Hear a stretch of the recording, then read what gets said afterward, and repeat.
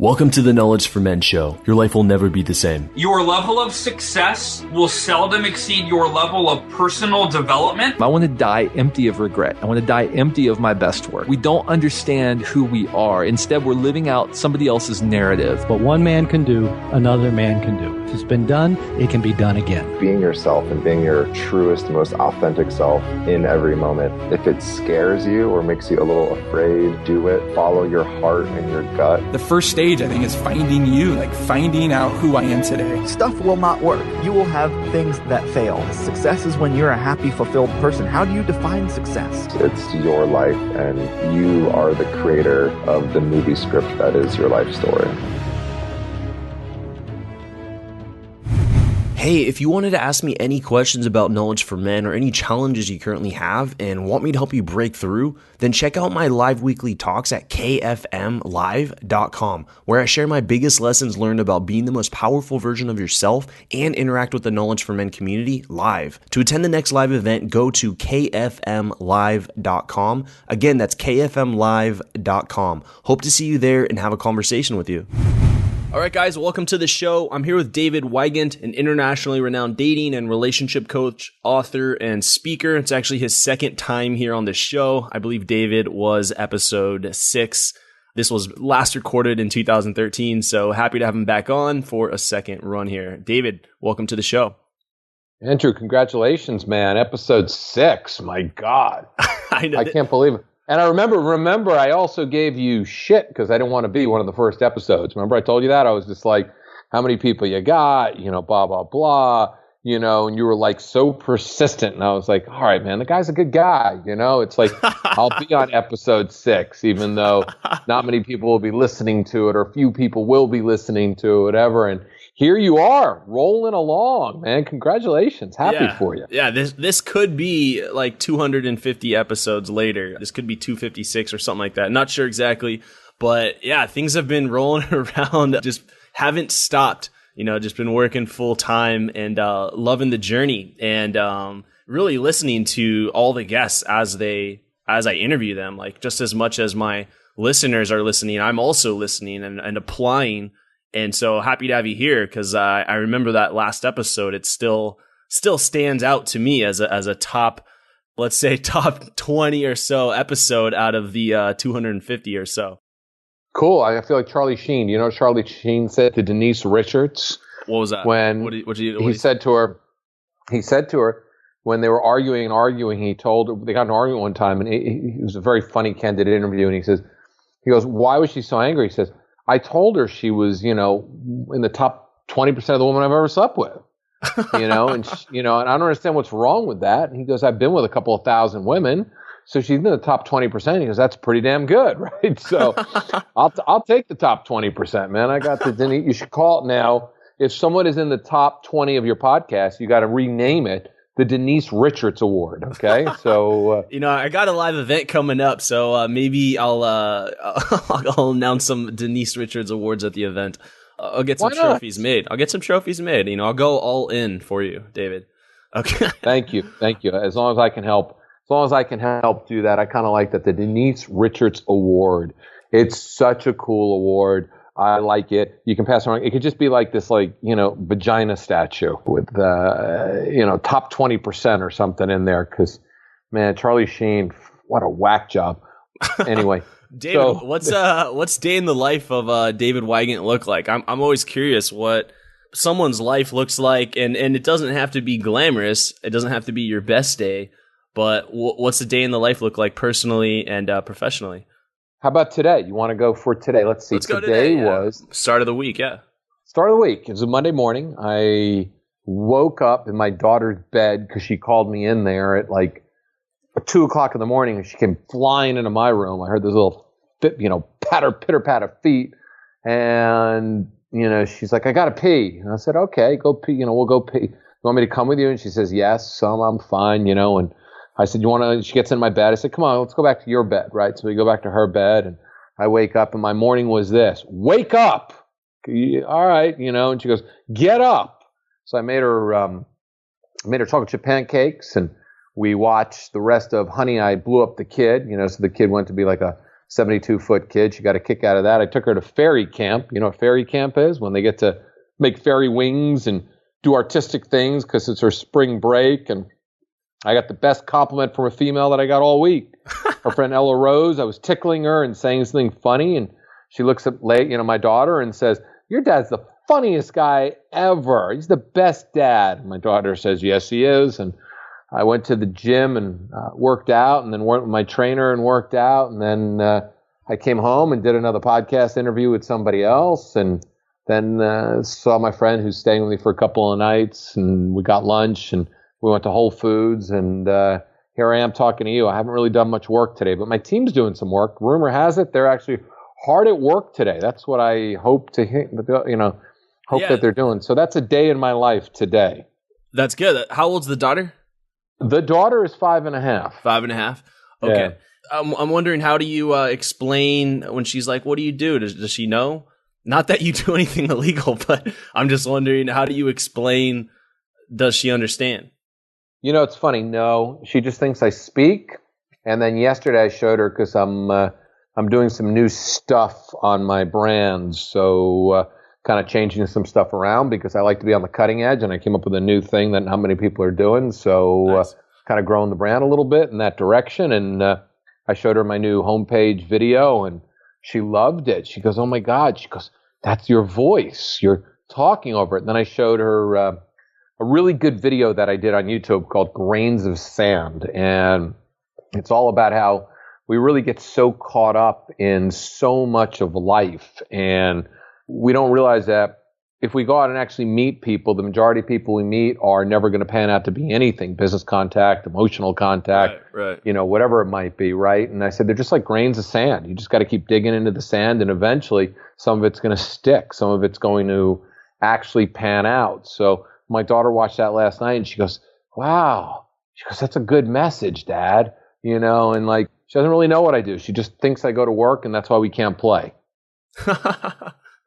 Yeah, I got it. What I'm getting from your day is you're doing what you want, or at least that's what I'm getting. You got freedom from your day. You're saying you wake up, you're doing these things with your daughter, and you're hanging out with your friend and doing some podcasts, while obviously you have these other things that are going on. You have a team that's helping you build your business and grow that. But how long has it been like that, where you felt like you've had this freedom? It seems like your day is, you got your team doing a lot of the work, and you're enjoying your day and having some fun conversations on podcasts. Well, I mean, how long has it been like that? It's been like that probably for 3 or 4 years now. I mean, but I work in spurts. Now, I'm efficient, and what I can do in a 4-hour period takes most people 10. So, because I turn off all social media, I don't answer my phone. If it rings, I ignore it. I'm not texting and working on my social life at that time. When I am focused on work, I've got a hyper focus. So if I'm in creative mode and I'm dictating my blogs, or if I'm scripting out some of the ideas that I want to do for the podcast that I'm starting, or scripting out some of the new videos, because a lot of the videos I'm doing are all emotional based. I'm kind of bullet pointing things, right? I don't script out anything because I don't need to. I can just basically off the cuff everything and get all my points across because I've been speaking for so long. But I mean, I will work. I will sit there and I will turn off everything. There's no music playing. I'm sitting in a chair, very, very focused, because the other moments of my life, like today, driving my daughter to school, working out at the gym, having lunch with a friend, and I've got a date tonight with somebody I met. I want to be present, and I want to be focused, and I want to connect with somebody, because that's all we have in our life is the opportunity to connect with somebody. We're so caught up in our phones, and we're so distracted all the time. So I turn off everything. You're not going to see me playing on Facebook. I could care less how many likes I get or dislikes I get. I am going to work, and work to me is something that you do in order to go and do other things, because the other things in life is what really makes us an interesting person. Work is a very boring topic to communicate and talk about when you're going out with people. You want to talk about your passions. You want to talk about the things that you like.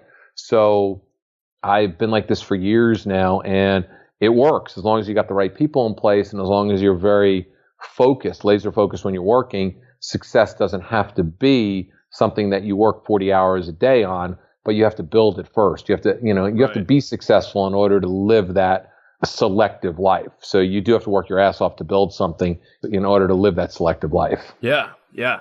And you've been doing this. I believe I saw you on like David. This is a long time ago. This is when I was, or for me, a long time. This is when I was a teenager. David D'Angelo's was like interviews with dating. This was a long time. How long have you been in this? How long have you been in this space for? I started this space. Yeah. I mean, how long I've been. Honestly, guys will ask me who are the leaders and stuff, and I'll mention your name. I'm like, oh, well, like you should start with David. He's like one of the classic guys. You got to start with him. You're gonna get a good start and foundation here with David. Versus there's a lot of other things going on, but you're right. Well, think about it, Andrew. I mean, when I got into this space, there was really Ross Jeffries who was teaching NLP to a bunch of people trying to mind fuck women. And there was me. I mean, there was really nobody else. And I was the first. Is this before Neil Strauss? I had Neil Strauss on here. He was on a couple weeks ago. Yeah, I like Neil. I just read his last book and went out to dinner with him about a month and a half, 2 months ago. So, We talked about it.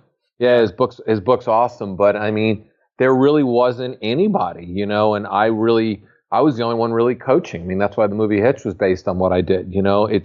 I was the only one coaching people one-on-one. I was the only one doing these boot camps. It's like, then Eben came in and created David D'Angelo and, started selling Double Your Dating and other stuff and doing the interviews and everything else and really, showing the world that you can make money off of dating products. And now a lot of these dating experts are young. They're not experts at all. They're good at, maybe they're good at picking up a girl, or maybe they're good at getting laid, or maybe they can teach a little bit of charisma, but they've got absolutely no life background whatsoever. Or they're just marketers that basically can sell fear and get you to buy a program, and they couldn't get laid if I Dream a Genie was next to them naked in a paper bag and they were granted one wish, that they still wouldn't be able to get laid. So it's definitely different. It's changed a lot. And it's something that I take a lot of pride in, that I was like a founding father of this. It's like really cool. It's like a cool feeling to look at people and go, yeah, I was one of the first ones to do this stuff, man. I created the boot camp. I created, private coaching weekends in the dating field. It wasn't a cool thing to do. People would look at me and say, oh my God, what type of guys or what type of women, need a date coach? Now it's like, shit, everybody's got people have coaches to teach them how to take a shit in the morning. People can't make a decision without fucking consulting somebody. So, right. It's pretty amazing right now. We live in this guru culture. So yeah, I've been around a long time. You've been around a long time, and I give you a lot of respect for creating this industry and impacting millions of men, and also impacting a lot of other men like myself who have gone on to aspire to do some of the things that you do. And actually just being proof that something like this can work. And obviously looking at just a random Monday, living a good life here of freedom. Now, what I'm curious about is, how do you stay passionate about something that you're obviously passionate about, but when like the plateau of like, damn, like, do I still want to do this? It's like the same thing, same type of client. Like, how do you either get through that, or what do you say to yourself in those moments? Honestly, when I hit the wall, I change. I've been doing the dating advice for 18 years. It's not going to go anywhere, and I'm good at it, you know? Absolutely. But right now I see a bigger issue that is plaguing our society. It is social media has replaced socializing. So I am seeing things I don't particularly like, and I'm not seeing it because I'm older. I'm seeing it because I'm looking at people and I'm realizing people don't have any fucking clue how to connect at all with human beings anymore. And if you think about it, 85% of the money you're going to earn in your lifetime is all through your social contacts, not social media contacts, your actual social contacts. So I am heading down a different path right now, building the brand out a little bit more, because I think that we are going down a very dangerous path with not connecting with human beings and getting really attached to our iPhones more than we ever should be. So I'm going to really start talking more about the social issues that are plaguing our world now, and hopefully get people a little more present, a little more social conscious, and a little less addicted to their phones, so they're able to have human contact, because I don't like what I see when it comes down to dating. Everybody's swiping for a date nowadays instead of actually talking. And it's funny, I just did a video for YouTube. When it comes out, I'll send you the link. Yep. I said how a man views Tinder, and I'm literally sitting on the toilet and I'm doing what men do in the morning. We literally swipe and wipe, and that's our big thing. We are swipers and wipers, you know. So it is, I'm seeing a trend, and I kind of want to get people to understand that putting down their phone is a really important thing to do. And women, men especially that are listening right now, man, I'm going to give you guys the most empowering message ever. Women right now are starving for serendipitous moments more than ever before. So when you sit there and you don't connect with a woman and you allow her to control her phone, you are not being the hero that she always imagined a man to be. And no men are approaching women anymore. Every man is sitting around just basically trying to swipe, trying to meet women the easy way, trying to, hang out on Facebook and other places. So this is the time for men to be even more powerful. So I'm seeing something, and just like I saw the dating, I'm seeing something else, and I'm going for it because we're lacking emotion and we're lacking so much connection in our society. And I got a much bigger social message coming. Yeah. And thank you for bringing this up. It's like I go out, and if you really go out and look, and the lights are off, you'll just see these LCD screens, whatever screen it is. You just see these lights everywhere at night. And it's like everyone's on their phones when they're out, wanting to be somewhere else instead of with the people right in front of them. And even on dates, you can see it all the time, where sometimes just both parties are on their phones. It's like they're both ignoring each other. And that's kind of, that's accepted. It's not even seen as like, hey, put your phone down. Like, what the hell is this? It's like, oh yeah, of course. It's becoming a norm is what I've seen. And absolutely right, along with whatever new app is out right now, Tinder, whatever is going on. Oh, yeah. What can men do to start bringing that back? Because you brought up a really good point. It's actually an opportunity. There's kind of like this, I don't know, a pandemic going on with communication and why it's so hard today. But what can men start doing now to start bringing that communication, that deeper level of intimacy back into the communication? Well, I mean, you have to look at this and realize that when you have an epidemic and if you got to look at it epidemic. It's an epidemic. And if you think about who created these little phones, they were created by nerds, smart nerds, okay? And look, if one of you nerds that created the phone is listening right now, just embrace who you are, man. I mean, you have definitely leveled the playing field because people are addicts. So instead of having the balls and approaching a woman and flirting with her and talking to her, right? Which takes balls for a lot of guys, it just does. It's just a traumatic experience. It's like they break out into hives. They get chickenpox for the second time, even though you can't get chickenpox, they freak out. So it's much easier to hide behind the firewall of life and literally swipe, because you're not really getting rejected at all because they're just pictures. And it also fuels a very addictive side of people's personality because you're constantly having the flow of hope sent your way. It's like a dopamine rush. Ooh, let me log onto Tinder right now. Hopefully there's somebody there I'm attracted to. I went out on this date. I wasn't attracted to her. Let me find somebody who I could be even more attracted to. I went out with this great girl, but I know there might be a better one on there. Hope. Yeah. That's literally the word. I mean, every single time the swipe goes across, it should literally be whispering, like in the Field of Dreams voice. Hope. Swipe it and she will come. Yeah. Swipe it and she will come. I mean, it's fucking crazy. It's crazy out there. The novelty too. It's a new woman every time. Oh yeah, it's a new woman every time. And if you're in a place like where you're at in Los Angeles or where I'm at in San Diego, you could swipe forever. Like you're not going to be able to stop. And if you've gotten to the place where it says we have no more women for you, then it's a sign you got to get off. You got to get off and go out into the real world. I know, but the thing is they don't, because people don't want to go out in the real world because the real world actually takes a skill that most people don't want to do because we're in instant gratification. I mean, we freak out when the internet doesn't boot up fast enough, okay? We're at a stoplight, the light turns green, and the idiot with blowjob neck, by the way, next time you drive and you see somebody with their head down, they're not giving head, they're staring at their phone, right? So I call it blowjob neck, right? So they're sitting in front of you at the stoplight. You honk the horn, okay? Your credit card doesn't go through. You ever see how uncomfortable it is? You go to CVS and you put your card in the chip reader and the woman goes, oh, the machine is so slow today. That's okay. I don't need to get out of here in 3 seconds, right? Everything is fast. It's like, LTE, 4G, the Edge network comes on your phone. I mean, you get so pissed off because it takes a while for a web page to load. If someone goes to a website and the website is not, maximized at its proper speed, we leave it. If the video doesn't come up right away, we close down the page. So everything is done at a certain speed nowadays.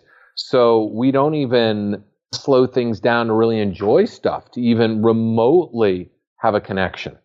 Yeah. And I think there's some irony in that connection. Like, I'm wondering, as someone listening, like, well, it's hard to just go out and be yourself.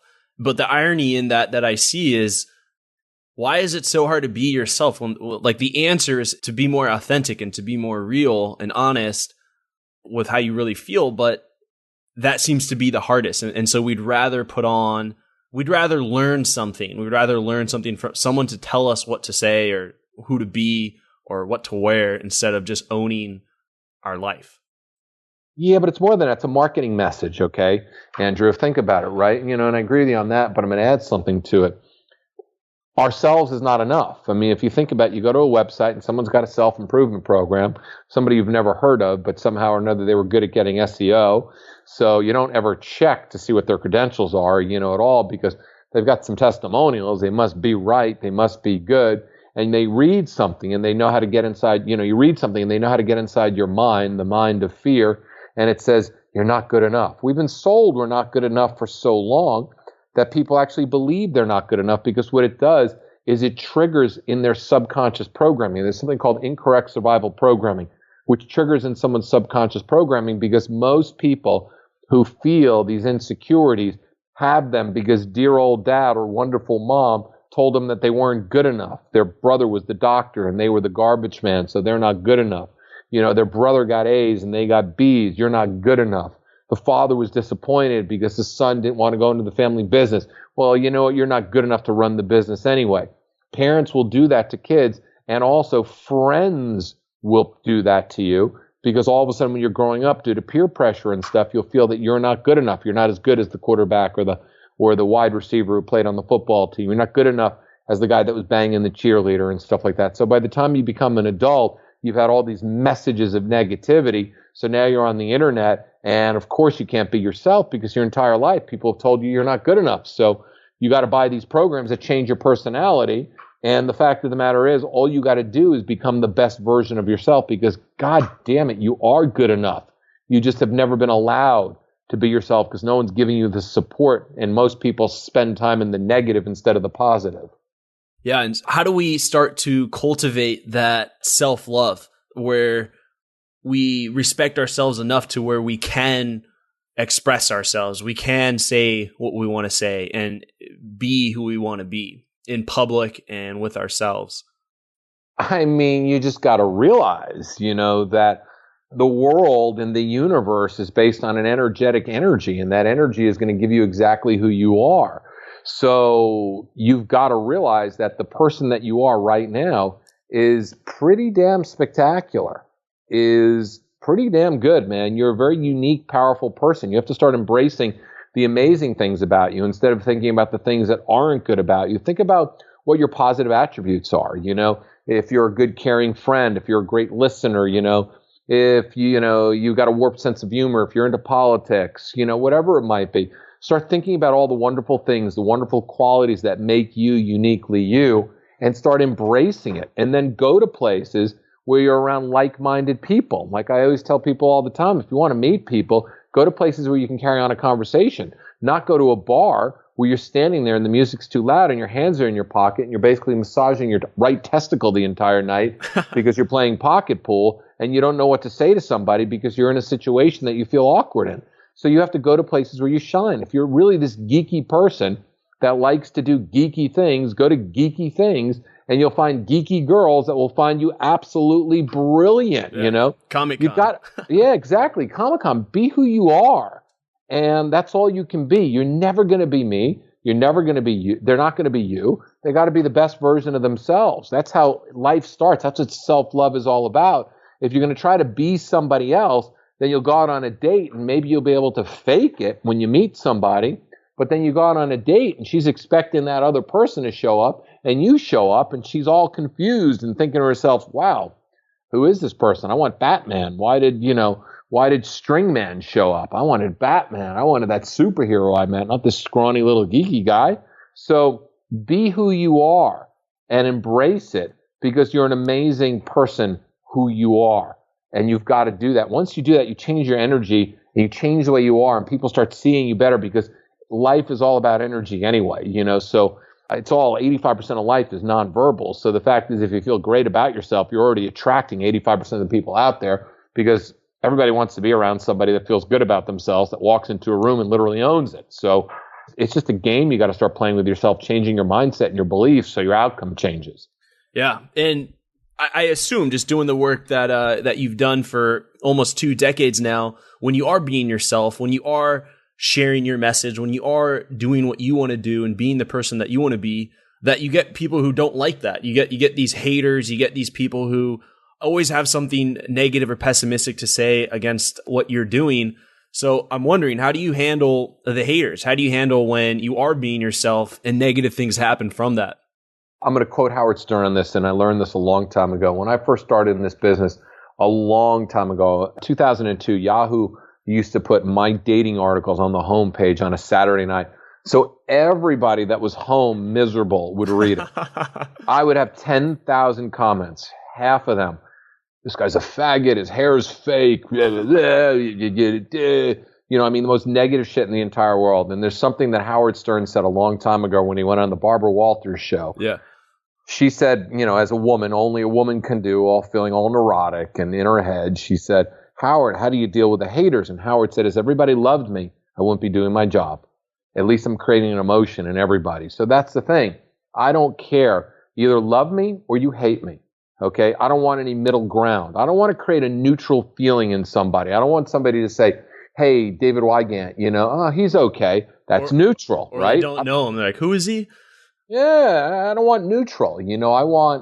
I want you either right now, you're listening to me right now, I'm either resonating with you or you can't stand me, and if you can't stand me, then great, keep listening, because obviously I'm triggering things in you that you need to work on. And if you love me, it's because, well, you're already probably doing some of the stuff, and you like the message that I'm giving, and you feel like we're bonding and so forth, but you have to create an emotion. And I think that's what a lot of people don't do. They're unemotional beings. I've been doing seminars for a long time, and there are some guys that come to my seminars that, at the end of the seminar, it's like I can run into them 3 weeks later in a cafe. I don't remember who they are. They're just not memorable. They never stand out. And it's not that they can't stand out. They're afraid to stand out. So you don't want to seek validation in life. The only people that you need to validate is yourself.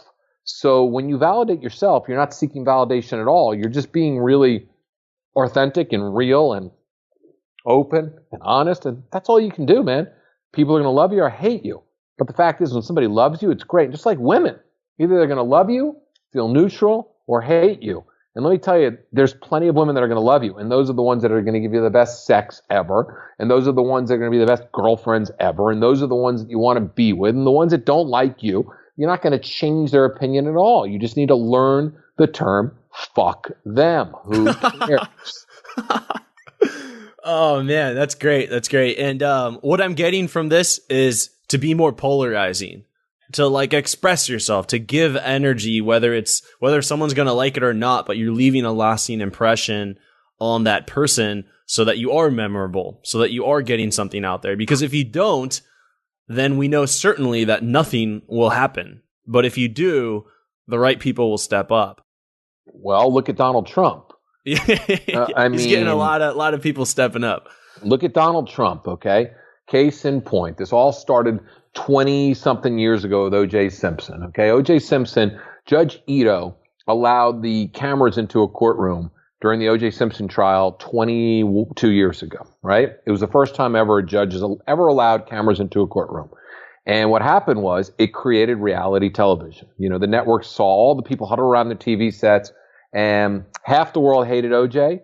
They thought they should hang him and throw him in, and he butchered his fucking wife and butchered her boyfriend or butchered some guy, and he got away with murder. And other people were like, free O.J., free O.J. You either loved him or you hated him.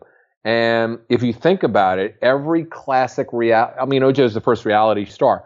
Every reality show star, including Donald Trump and Jerry Springer and all the rest of them, are very polarizing. They either are loved or hated. And if you look at Donald Trump right now, I can say the word Donald Trump 4 times right now, and you're going to have a reaction every single time I say Donald Trump. Whenever I say Donald Trump, you're going to have a reaction because Donald Trump brings a reaction to you, whether it's a good reaction, positive reaction, or a negative reaction. Donald Trump is basically Jerry Springer running for president. Springer, right?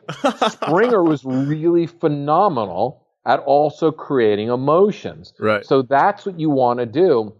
In every state of consciousness that you're in, you want to create emotions in people so that when they say your name, they will feel something, because so many people out there, you don't feel. I mean, look at Cam Newton. They're still talking about what a baby he was after the Super Bowl. It's still going on, and it's the end of March right now. The Super Bowl was 7 weeks ago, but yet they're still talking about Cam Newton being coddled by Ron Rivera. You know, I mean, it's still happening. Tom Brady is another one. Either you love him or you hate him, right? Peyton Manning, everybody loved. I mean, a sex scandal went down. People still didn't believe it ever happened. You know, there are certain people that most people really love, but most successful people are very polarizing, and that's something that's really important to do. And Donald Trump knew exactly how to play it off. He's playing it off so well that, you know, nobody's thinking about him actually being the president. God, is that a scary thought, right? Yeah. You know, they still think it's a reality TV show. Yeah, it's real. He's gonna he's gonna be the leader of the free world. Well, yeah. Well, Andrew, the only one who's playing it smart is Kasich. You know, and Kasich's a smart man. He knows. All he's saying is, I may not be winning the primaries, but I'm the only one who can beat Hillary come fall. So I'm just going to hang around and hope that, you know, Trump doesn't get enough delegates and we have an open convention, and everybody then starts looking at who's going to make the best president, because his record speaks for himself. He's very smart. You know, he goes, I'll just keep spending money, man. He goes, I'll keep staying in this. He goes, I don't need to win it. He goes, I just got to show you that I'm the only one of these people that are presidential. So it's very interesting if you watch this. It's brilliant right now, but Trump's brilliant. But I mean, come on, he's just getting exposed. But it's what you want to be. You want to be a very polarizing. You want to be polarizing in all aspects of your life, because people are always going to remember you, and you're not going to be forgettable. And that's what success is. Look at Tim Ferriss. You know, I mean, look at anybody who's ever done anything or branded themselves the right way. They had a polarizing message that made you think about something more than you think about anything else. Yeah. Howard Stern. I mean, obviously Kanye West. He just says all kinds of crazy things, and people love him, people hate him. And what makes this challenging for some men is that nice guy inside of them. The nice guy that says, oh, if I say this, I'm not going to get that approval. I'm not going to get the validation. People aren't going to accept me and love me. So I'd rather just be non-polarizing and just not going to do anything wrong, but really not going to do anything right. I think for the nice guy, that would be a challenge. Well, I mean, I'm a nice guy. I'm not an asshole. I mean, I got great friends, you know. My daughter thinks I'm pretty goddamn awesome, you know. I mean, I treat women really great. I am a nice guy, you know, but I'm an asshole too. You know, it's like, I know when to be an asshole. I'm not going to take people's shit. I'm not going to back down from something. And I also don't care how many likes I have on Facebook. As a matter of fact, today on Facebook, I was at the gym and I was doing some cardio, and Marie Osmond was doing some commercial, and I was like, God, I'm so sick of these women in their late 50s that look like they're 25 years old. So I posted on Facebook. And my Facebook is 90% women. You know, I don't accept men as friends. If you can accept me as a friend because we've talked, right? But I will never accept men on my personal Facebook. I mean, it's a potpourri of beautiful women. You should see what women are thinking about me right now. I don't care. And that's what you have to start realizing, is that life is all about attraction. Life is all about choice. You want the people that actually have your back, not the people that are kissing your ass. Yeah. And even if you just have a few, I think that's enough. A few men who really resonate with you. You don't need the whole world to like you. No, even building your brand, even building the brand that you've built. It's like in the brand that I built, we don't need, if we went out there and built a brand that fit everybody, we wouldn't fit anybody. Right. There's not one size fits all. There's a wealth of information that's available. And like I said, if you don't choose me or pick me, I'm okay. This isn't about Facebook likes or dislikes here. This is about life. So you got to realize, all the men listening right now, all of you need to stop being so high school-like with your validations. It's like, it's okay if someone disagrees with you. It's okay if somebody doesn't like you. It's okay if somebody doesn't feel something when they meet you.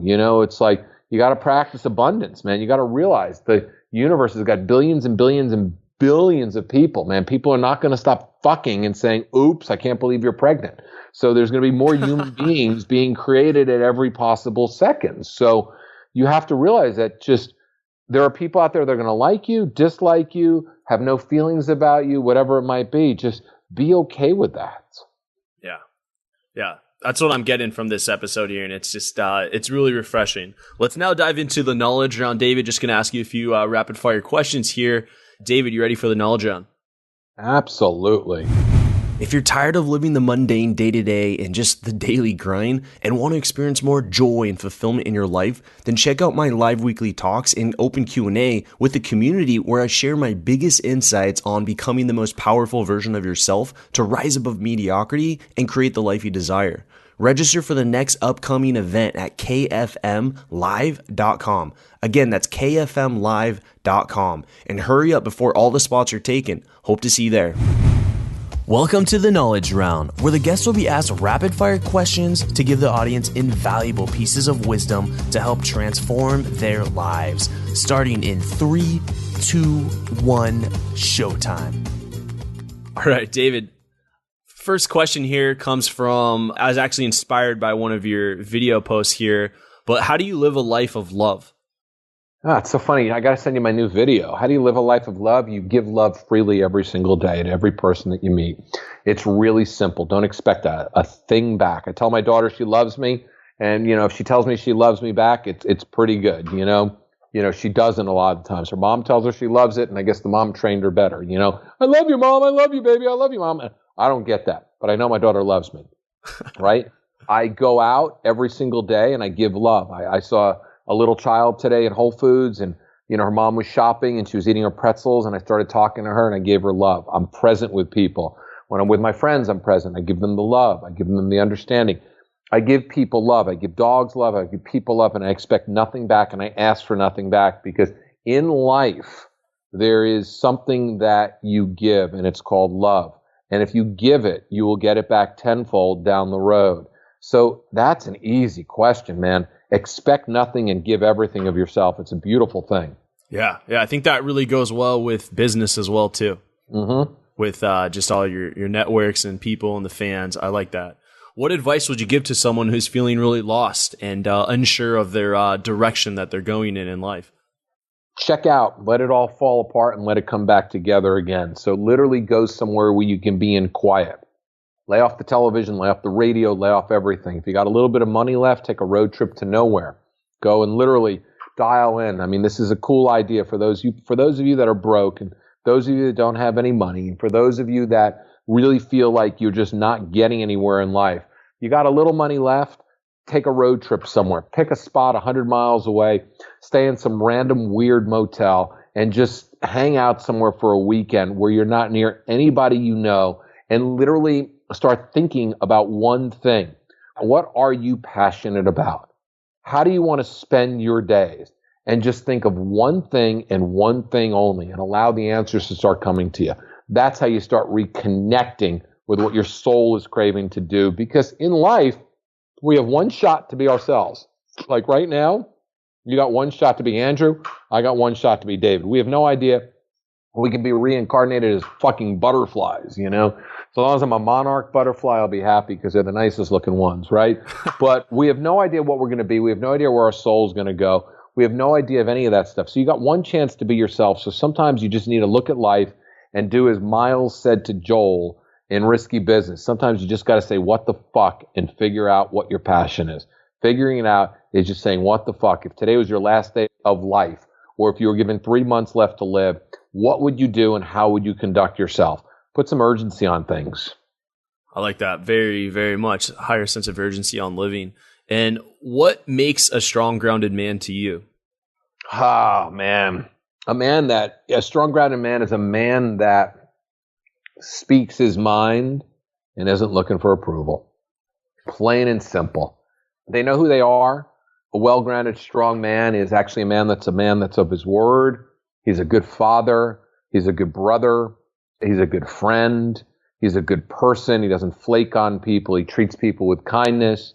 He knows who he is and he's not afraid of it. He's a good communicator and he takes care of himself, man. He looks like a man, he's not letting his body go to waste, he takes care of himself, he cares about himself and the people around him. That's a man to me. I like that. Strong, grounded man. And what was holding you back from becoming that man? When? At what stage of my life? Yeah. I mean, I've been that guy for a long time.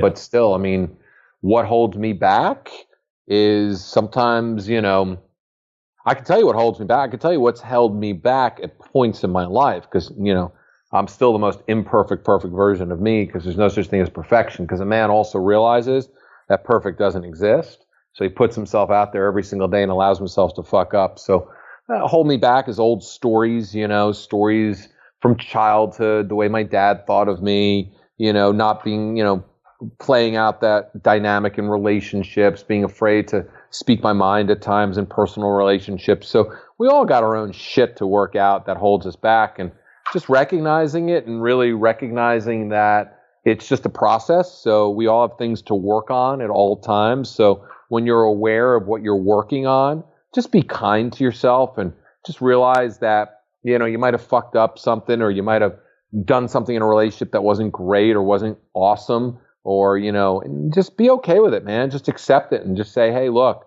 I'm only human. Just apologize to yourself and apologize to the person you hurt and, just move forward. Yeah. Really accepting that past, really accepting what has happened and letting go of that and moving forward. Mm-hmm.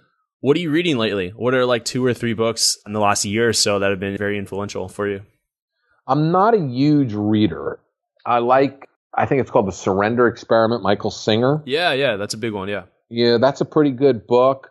I've also read I think it's called The Mastery of Love. That was a great book. But if anybody really wants a good read and a read that really made me realize that I believe that I don't read because I go out in life and get all my answers from life. I'm kind of a trippy fucking person. So if I've got something going on in my life, I just feel like I'm going to meet somebody who's going to give me the answer because that's what the universe does. It delivers the right people to you at the times that you need them the most. And all the people you ever need are being delivered to you every day. You just need to start talking to people. So a book that I'd love everybody to read is called The Celestine Prophecy. It's an old book, but it's a great book on energy and how energy flows between humans and how we're so much about instincts and how our instincts are instincts that we need to start trusting. Because if you trust your instincts, you're not going to have to listen or read anybody. You're really going to start to live your own authentic life. So you're going to start becoming more of you. And I read NFL.com every day, at least 5 or 6 times a day, because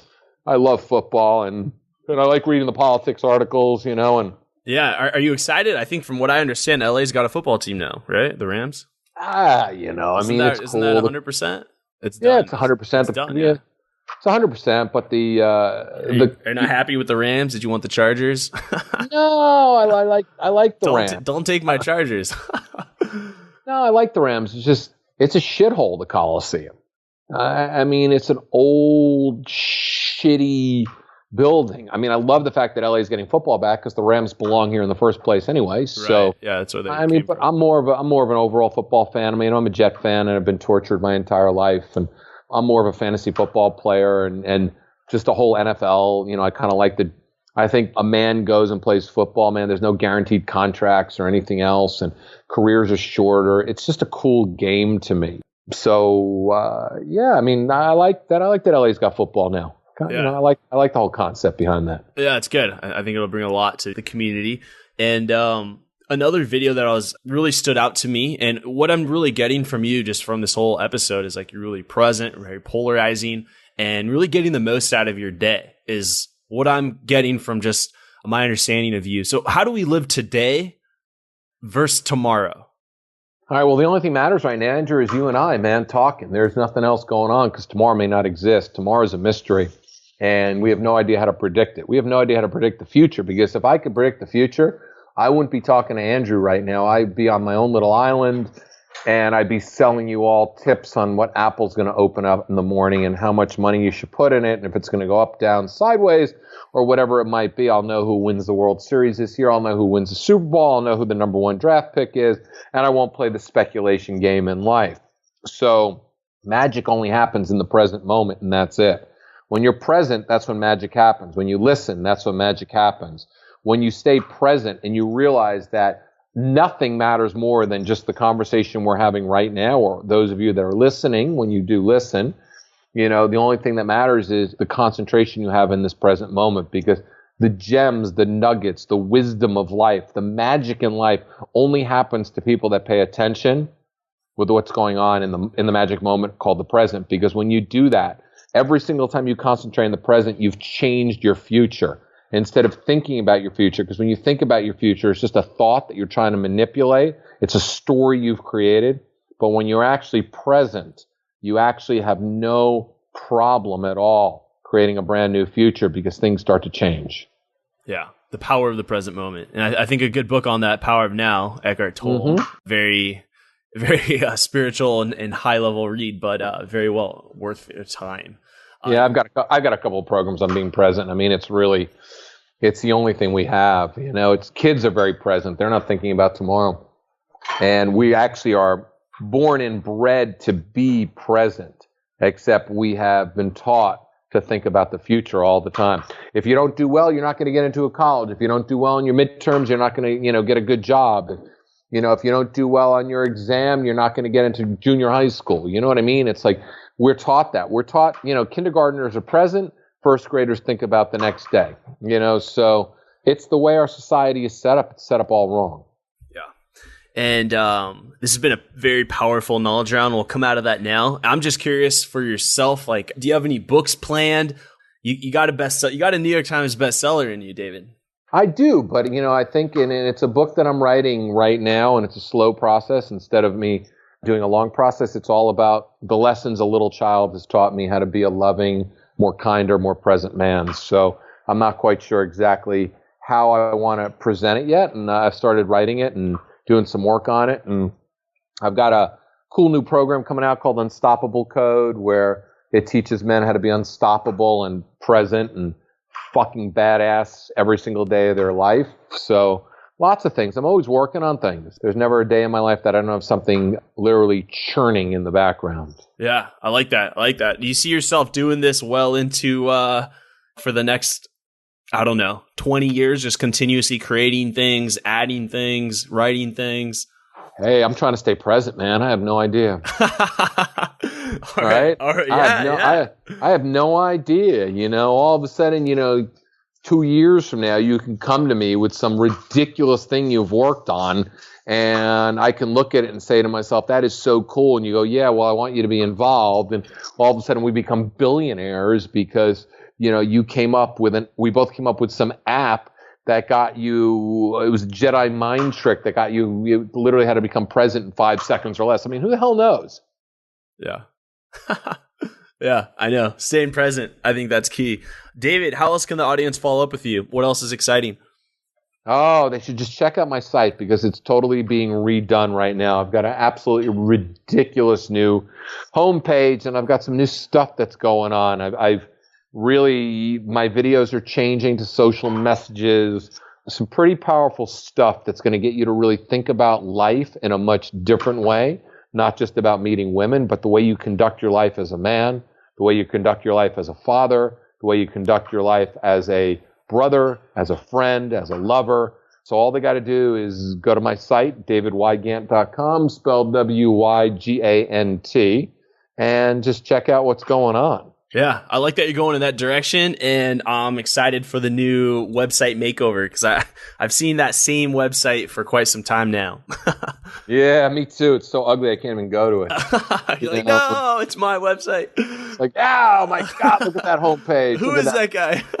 Who is that guy? Oh my God, I got to get away from that. Look, who is that guy? Right? Right. All right, David, thank you so much for coming on the show for a second run. Very powerful episode. I can't wait to put this out with my audience. I know they're going to get so much value from this. So, David, just want to thank you for your time and your invaluable lessons here with my community. Oh, Andrew, pleasure, man. Anytime, and it won't take 6 months to get it scheduled again. Thank you for listening to the Knowledge for Men podcast. Hundreds of interviews and millions of downloads later, we're continuing to build an international movement, and we're just getting started. So if you enjoyed this episode, go ahead and leave a helpful review in iTunes because it really helps the podcast grow so we can impact even more men in the world who need this. Guys, this is all about living with purpose, where every day you only do things that matter to you. You wake up, live with purpose, and take massive action towards the life you want. And always remember, love the life you have while creating the life of your dreams. Go to kfmfree.com to get a surprise bonus I've made for my listeners. Again, that's kfmfree.com for something that's changed my life, and I'm offering it to you for free. Also, check out my Amazon best-selling books that I've written for you to help you crush life at kfmauthor.com. Again, that's kfmauthor.com to see all the books I've created to help you break through in life. This is your host, Andrew Farabee, founder of knowledgeformen.com, and I'll see you in the next episode.